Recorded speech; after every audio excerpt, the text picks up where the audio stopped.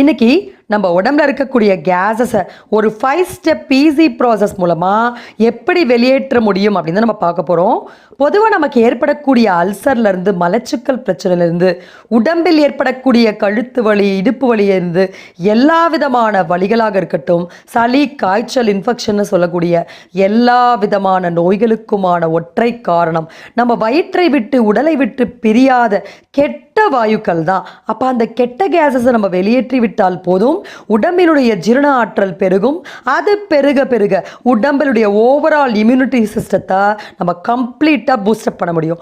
பொதுவாக கேஸஸை வெளியேற்ற cleaning procedure மட்டும் சொல்லிடுவாங்க. ஃபார் எக்ஸாம்பிள், ஒரு விளக்கெண்ணெய் கலந்து குடிங்க, ஒரு லெமன் ஜூஸ் கலந்து குடிங்க, இப்படி மட்டும் சொல்லிட்டு போயிடுவாங்க. ஆனால் எப்போ நீங்கள் வயிற்றை சுத்தம் பண்ணாலும் சரி, ஒரு பர்டிகுலர் அமௌண்ட் ஆஃப் ப்ரோபயோட்டிக்ஸ் வயிற்றை விட்டு வெளியே போயிடும். அந்த ஜீரண ஆற்றல் குறைய குறைய நம்ம ஏற்கனவே சொன்ன மாதிரி நம்ம உடம்புடைய நோய் எதிர்ப்பு ஆற்றலும் குறைஞ்சிக்கிட்டே போயிடும்.